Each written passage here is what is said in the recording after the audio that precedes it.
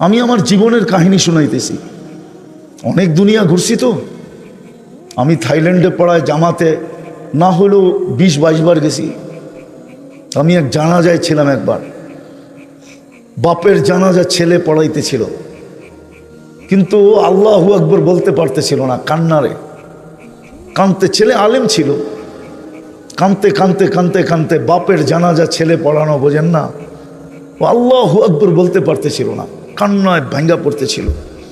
একবার বড় কষ্ট করে জোরে আল্লাহু আকবার বলে উঠছে। জানাজা শেষ, আমার মন বলতেছিল যেন বাবা মাফ হয়ে গেছে। আমি সাথীদেরকে বলতেছিলাম যে আমি জানি না, আমার মন বলে এই বাবাকে আল্লাহ শাস্তি দিবে না। ছেলে আলেম, কলিজার টুকরা নিয়ে গেছে, ঠিক না? বাপ কি কলিজার টুকরা না? মাথার তাজ না? চোখের মণি না? আজকের সমাজে নাও হইতে পারে, কিন্তু একদিন তো বাপ এটাই ছিল, ঠিক না?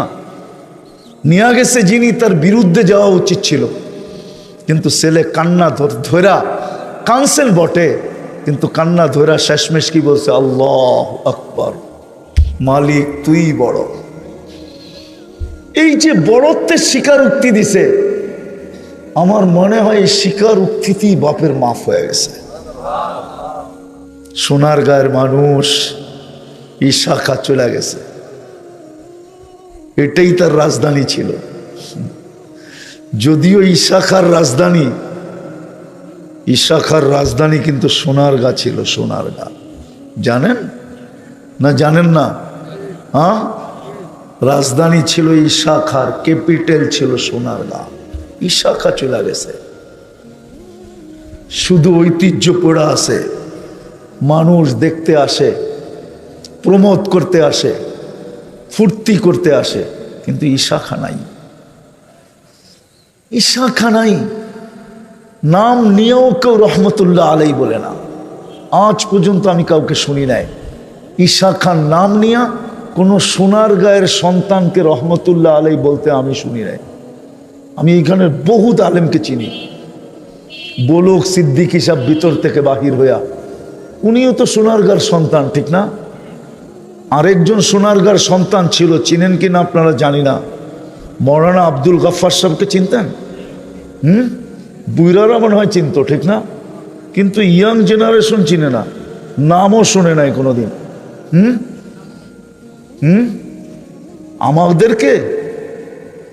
আমাদেরকে যদি এক কুঠিও এক পাল্লায় দেওয়া হয়, আর মৌলানা আব্দুল গফফার রহমতুল্লাহ আলাইকে আরেক পাল্লায় দিলে ওনার পাল্লা বাড়ি হবে। আপনারা যারা দেখছে ওরা দেখছে, যারা কথা শুনছে ওরা শুনছে মৌলানা আব্দুল গফফার কেমন ছিল, ঠিক না? রহমতুল্লাহ আলাই, ওনাকেও কোনোদিন আমি ইশাখাকে নাম নিয়ে শুনি নাই রহমতুল্লাহ আলাই বলতে, অথচ ইশাখা কিন্তু মুসলমানই ছিল, ঠিক না? সত্য তো? কি বলেন? আরেকজন আপনাদের এখানে আছে, আবু তায়ামা রহমতুল্লাহ আলাই। ওনার নাম যে নেয় সেই রহমতুল্লাহ আলাই মনের থেকে পড়ে। ইশাখাও ঐতিহ্য রেখা গেছে, আবু তায়ামা রহমতুল্লাহ আলাইও ঐতিহ্য রেখা গেছে। আপনারা চিনেন না সোনারগাঁর মানুষ, সোনারগাঁও চিনেন না। আমি আপনাদেরকে বলে দিয়ে যাইতেছি, ভালো মতে শোনেন। বাংলাদেশ নাই, ভারতবর্ষ, আফগানিস্তান থেকে নিয়া একবারে সেই বার্মার শেষ মাথা পর্যন্ত, আজ থেকে 800 বছর আগে 1268 সনে সর্বপ্রথম বুখারীর দর্স আপনাদের সোনারগাঁয়ে হয়েছে। সোনারগাঁয়ে হাদিসের দর্স দিছেন আবু তায়ামা রহমতুল্লাহ আলাইহি। সোনারগাঁয়ে মুরগাপাড়া যাইতে হাতের ডাইনে পড়ে, ডাইনে মেঘনার দিকে যাইতে হাতের ডাইনে পড়ে আবু তায়ামা রহমতুল্লাহ আলাইহি এখানে হাদিসের দর্স দিছেন। সোনারগাঁর মানুষ তো সোনারগাঁর ঐতিহ্য জানে না, তো যেটা বলতেছিলাম ঐতিহ্য থেকে যাবে। এই জন্যই মনে হয় কবি বলেন, মিলে খাক মে আহলে শাহ कैसे कैसे জমি খা গই নওজওয়ান कैसे कैसे। কত যুবককে তো জমিন বেনিশ করে দিল, লাশ হিসাবে কবরে দিতে দেরি, 6 মাস পরে আর কিছু খুঁজে পাওয়া যায় না। অথচ এক সময় যখন চলতো রাস্তা দিয়া, তো দুই পাশের মানুষগুলা বলতো যুবরাজ যায়, যুবরাজ। কত যুবতীকেই তো, কত সুন্দরীর লাশই তো জমিন পচায় দিল, বেনিশ করে দিল। এলাকায় যখন বাহির হইতো তো মানুষ বলতো পরীকেও হার মানায়, ঠিক না? সৌন্দর্যের কারণে কত মেয়ের নামই তো পরী বিবি হইল, ঠিক না? না হইল না? আমি আবার অন্যকে বলতেছিলাম, আমার ফুফুর নামই ছিল পরী বিবি। ঢাকার নাম, একটা জায়গার নামই আছে এর নামে নাম, ঢাকার পরিবাগ এর নামে নাম। জাহাঙ্গীর মোহাম্মদ আদেলের মা পরীর মতো, পরী বিবি নাম ছিল, পরীর মতো সুন্দরী ছিল। কিন্তু আজকে কোথায়? আজকে জীবন আছে বটে, কিন্তু জীবনের রং নাই। আমাদের জীবন আছে বটে, কিন্তু জীবনের ভিতরে রং নাই। এটার কারণ এটাই, যতটুকু শুনছি, যেমনে শোনার অমনে শুনি নাই, বিদায় জীবনটা আমল দ্বারা মোড়ায় নাই, জীবনে আমল আসে নাই। আসলে সত্য এটাই, মানুষ যেখানেই থাকুক না কেন, আপনারা সোনারগাঁও নাম, যদিও সোনারগাঁও, কি নামটা কি? সোনারগাঁও না? সোনা বোঝেন তো? কি? স্বর্ণ। সোনারগাঁও হইলে কি হবে? পুরাটা থানাই তো সোনা দিয়া মোড়ানো না, ঠিক না? আপনাদের ওয়ার্ডটা কয় নম্বর?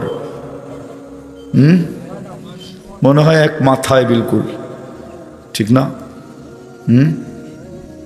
রাস্তাঘাট এখন উন্নত হইতে শুরু হয়েছে, ঠিক না? এক সময় তো মনে হয় এরকম উন্নতও ছিল না, কাঁচা রাস্তাই ছিল। তো মানুষ যেখানেই বাস করুক, ভালো মতে শুনতে হবে, কিন্তু লম্বা কথা হবে না। আর আমি দুইজনের বয়ান এসে শুনছি, সিদ্দিকী সাহেবের আরেকজনের, এরপরে আর বয়ান করারও প্রয়োজন মনে করি না। না, আজকাল আমাদের মেমোরি ছোট, সব প্রযুক্তিতে চলে গেছে।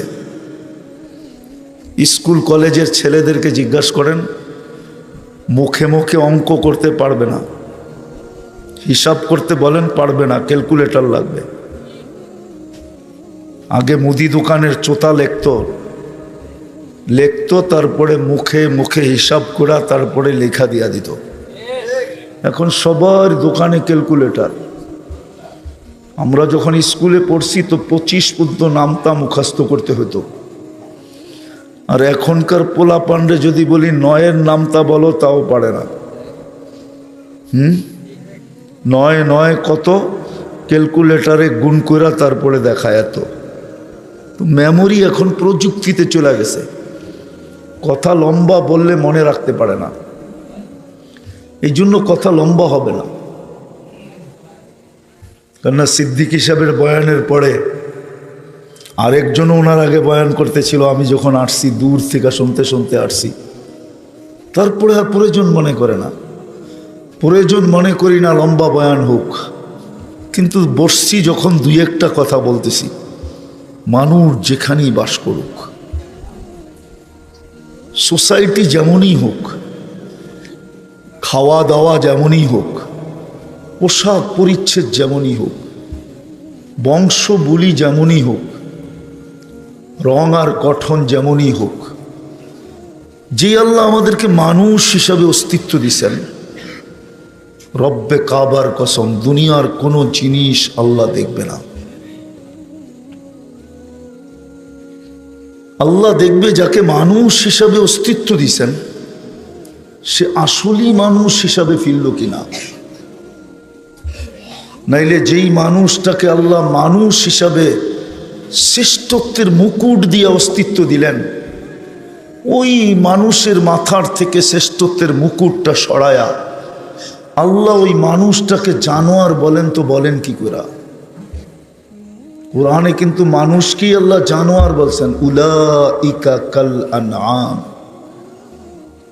অস্তিত্ব তো দিলাম মানুষ, কিন্তু এটা জানোয়ার হলো কি করে? আল্লাহ নিজেই ঘোষণা দিতেছেন, অথচ আল্লাহ কিন্তু আমাদেরকে শ্রেষ্ঠত্বের মুকুট দিয়ে অস্তিত্ব দিয়েছেন। ওয়ালাকাদ কাররামনা বানি আদম। হুকুম দিয়া অস্তিত্ব দেন নাই, কুদরতি হাত দিয়া অস্তিত্ব দিয়েছেন। হুকুম দিয়া না, সব হুকুমের তৈরি। ইদা আরাদা শাইয়ান আন ইয়াকুলা লাহু কুন ফায়াকুন। সব হুকুম দিয়ে তৈরি করছেন। আপনাকে আমাকে কুদরতি হাত দিয়ে তৈরি করছেন। সব 10 মাস সময় নিয়ে তৈরি, সব 6 দিনে তৈরি করছেন।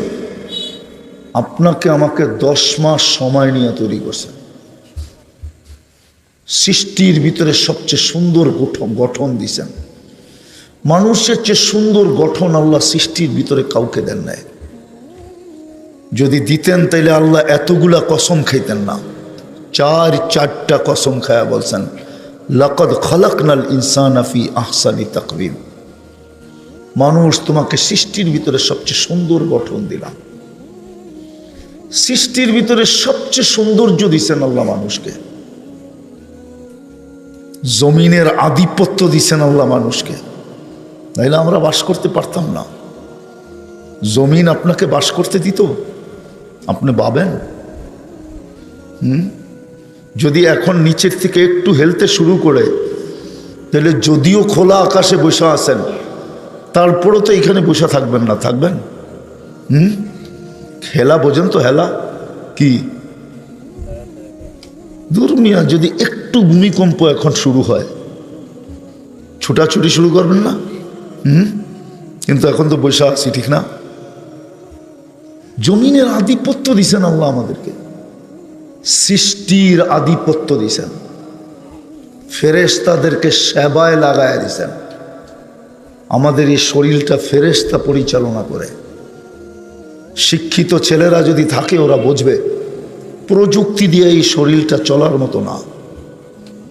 একটা শরীর যদি প্রযুক্তি দিয়ে চালাইতে হতো, তাহলে শুধু একজনের শরীর চালানোর জন্য কয়েকশো ওয়ার্কার লাগতো। ওয়ার্কার বোঝেন তো? কয়েকশো কর্মচারী লাগতো। 2 চোখেই তো 13-26 কোটি ক্যামেরা। নাক তো সর্বপ্রথম চেক করে যে এটার গ্রান ঠিক আছে কিনা। গ্রান ঠিক নাই, ওইখানেই নাক থামায়া দেয়। গ্রান ঠিক না, এটা ভিতরে দেওয়া যাবে না। কত বড় প্রজেক্ট এখানে লাগানো আপনি জানেন? নাকের কাছে নিতে দেরি না, গ্রান দিয়া বলতে দেরি করে না ওকে। আর যদি গ্রান ঠিক না থাকে, সাথে সাথে বলে গ্রান ঠিক না। জিহ্বার স্বাদ চেক করে, বলেন না দুনিয়ায় কোন মেশিন আছে স্বাদ চেক করে দেখায় দেবে? জিহ্বায় তো ছোঁয়াইতে দেরি, স্বাদ বলতে দেরি করে না। যদি স্বাদ বিনষ্ট হয়, তো জিহ্বার সাথে সাথে বলে স্বাদ ঠিক না, চলবে না। দাঁতে চেক করে কোনো পাথরের কণা আছে কিনা, সর্বপ্রথম কামড়টা ওইটার উপরে পড়ে। জিহ্বা আবার চেক করে কোনো চুল আছে কিনা, ঠিক না? প্রজেক্ট লাগান না, এক একটা গণাইতে থাকি আমি। হার্ট যে চলে, সেটা প্রজেক্ট দিয়া চালায়, দেখেন না কত বড় মেশিন লাগে। এটা তো পাঞ্চ করে, পাঞ্চ রক্ত ভিতরে নেয়, আবার চাপ দিয়া রক্তকে ছেড়ে দেয়। পাঞ্চ করে অক্সিজেন পিওর যায়, যাইতে দেরি। আমাদের শরীরের ভিতর থেকে কার্বন ডাই অক্সাইডকে যায়া পেঁচাইতে দেরি করে না, পেঁচাইয়া আবার আধা সেকেন্ডের ভিতরে এটাকে বের করে দেয়। কয়েকটা দেখাইলাম। প্রযুক্তি দিয়ে যদি শরীরটা চালাইতে হইতো, তাহলে এক একজনের শরীর চালানোর জন্য কয়েকশো ওয়ার্কার লাগতো। আল্লাহ ফেরেশতার সেবা দিয়া চালায়। ওই মানুষটাকে আল্লাহ কোনোদিন জানোয়ার বলতেন না। জানোয়ার বললেও তো মনকে বুঝাইতে পারতাম, কিন্তু শুধু জানোয়ার তো বলেন নাই, একটু আগে বলছেন যে জানোয়ারেরও তো একটা কোয়ালিটি আছে, তোর ভিতরে তো এই কোয়ালিটিটাও নাই। জানোয়ারের ভিতরেও কিন্তু কোয়ালিটি আছে, কিতাবে আছে। কুকুরের ভিতরে 9টা গুণ আছে, ওটা যদি মানুষের ভিতরে আসে তাহলে মানুষ আল্লাহওয়ালা হয়ে যায়, আল্লাহওয়ালা, আল্লাহর ওলি হয়ে যায়, ওলি। চাই যুবকের ভিতরে আসুক, চাই নারীর ভিতরে আসুক, চাই পুরুষের ভিতরে আসুক, চাই গ্রাম্য ভিতরে আসুক, চাই শহরের ভিতরে আসুক, যার ভিতরে আসবে সে ওলি। জানোয়ারেরও কোয়ালিটি আছে,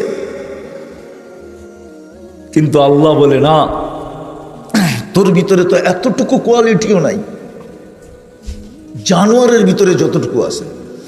বিদা আমি কথা গুছায় নিয়ে আসতেছি, আপনি যেখানেই থাকেন, খাওয়া দাওয়া যেমনই হোক, পোশাক পরিচ্ছদ যেমনই হোক, রং আর ঢং যেমনই হোক, রং ঢং বোঝেন, কালার আর গঠন যেমনই হোক, বংশ বুলি যেমনই হোক, আল্লাহ এটা দেখবে না। আল্লাহ দেখবে এই ছোট জীবনটাকে কে গড়ল।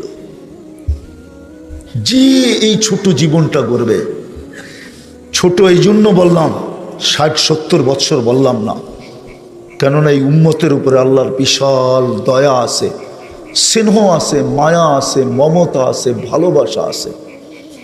একটা উদাহরণ দিতেছি, বলেন রমজানে ফরজ কয় গুণ ছিল? কত?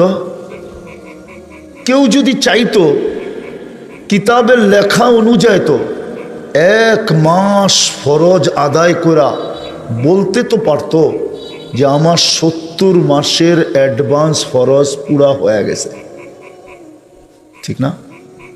কয় মাসের? হ্যাঁ, কিন্তু কয়জন পড়ছে বলেন? এই গ্রামের কয়জন পড়ছে? এই ইউনিয়নের, এই ওয়ার্ডের কত পার্সেন্ট লোক নামাজ পড়ছে? বলো যুবক, তোমরা কতজন পড়ছো? রাগ হও না, বলো। 70 মাসের অ্যাডভান্স করে রাখার সুযোগ ছিল, কিন্তু কয়জন করছে? এই জন্য আমার কথা শুরুটা ছিল, আপনি কোথায় থাকেন, রাস্তা আছে না নাই, ঘাট আছে না নাই, উন্নত না অনুন্নত, পোশাক কীরকম, পরিচ্ছেদ কীরকম, খাওয়া কীরকম, লওয়া কীরকম, ঘর কীরকম, বাড়ি কীরকম, আপনার রং কীরকম, আপনার গঠন কীরকম, আপনার বংশ কীরকম, রব্বে কাবার কসম আল্লাহ দুনিয়ার কিচ্ছু দেখবে না, দেখবে এই ছোট জীবনটা কে গড়ল।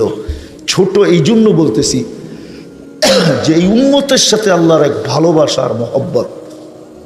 70 বছর যদিও দিয়া থাকেন বয়স, কিন্তু 70-এর হিসাব নেবেন না, প্রথম 15 বছর মাফ, প্রাপ্ত বয়স্ক না হওয়া পর্যন্ত এই সময়টা মাফ, নিষ্পাপের খাতায় লেখা থাকবে।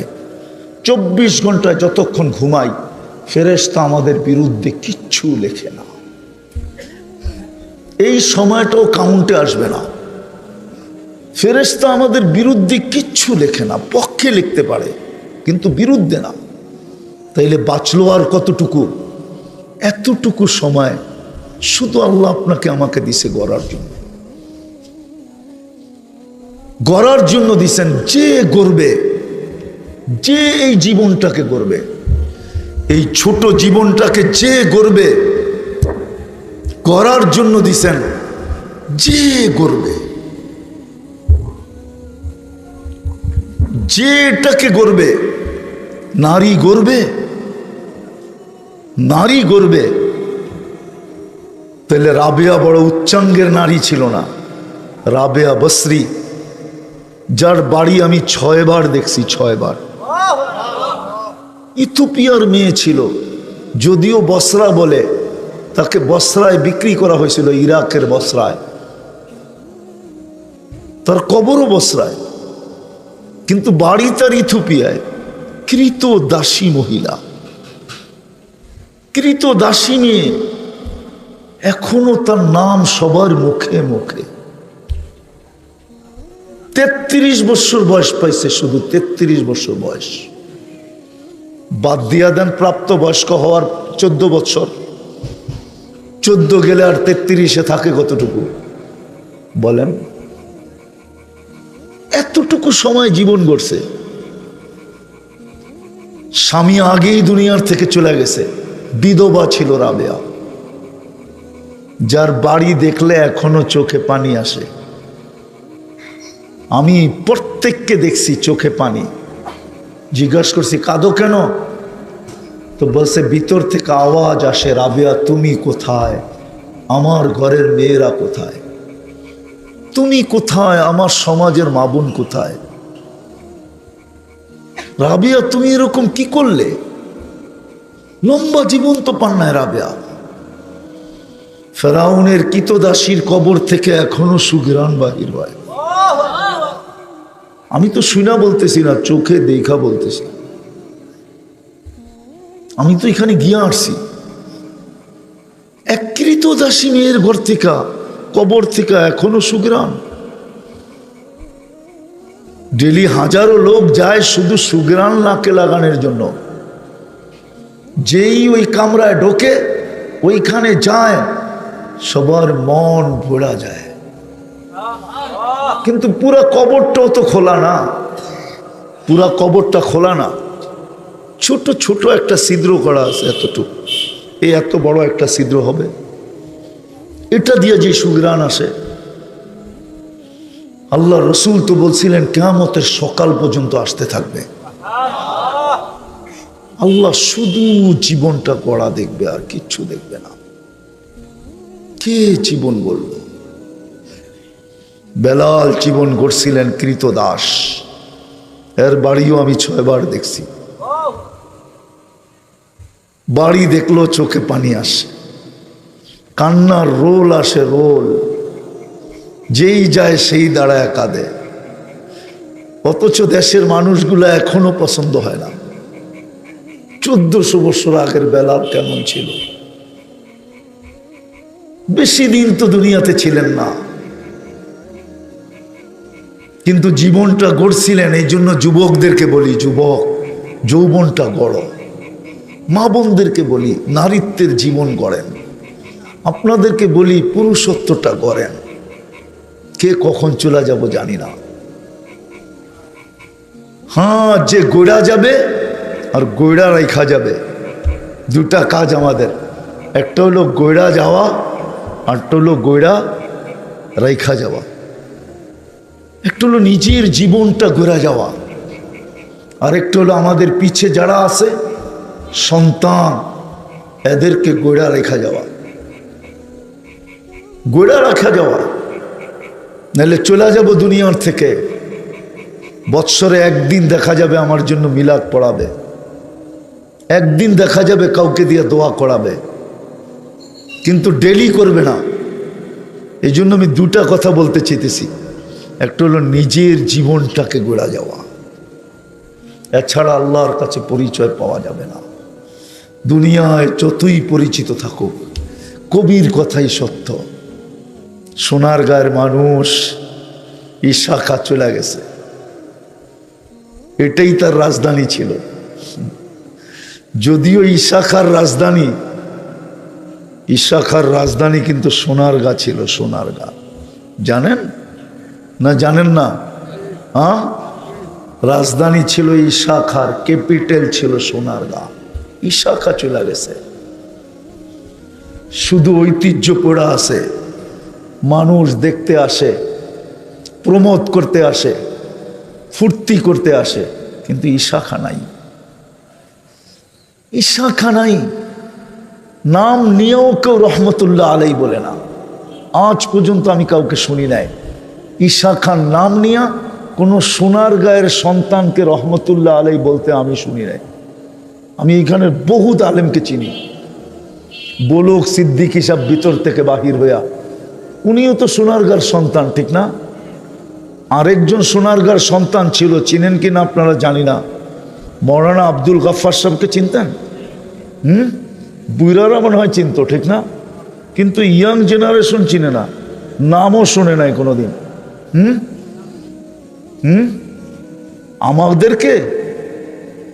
আমাদেরকে যদি এক কুঠিও এক পাল্লায় দেওয়া হয়, আর মৌলানা আব্দুল গফফার রহমতুল্লাহ আলাইকে আরেক পাল্লায় দিলে ওনার পাল্লা বাড়ি হবে। আপনারা যারা দেখছে ওরা দেখছে, যারা কথা শুনছে ওরা শুনছে মৌলানা আব্দুল গফফার কেমন ছিল, ঠিক না?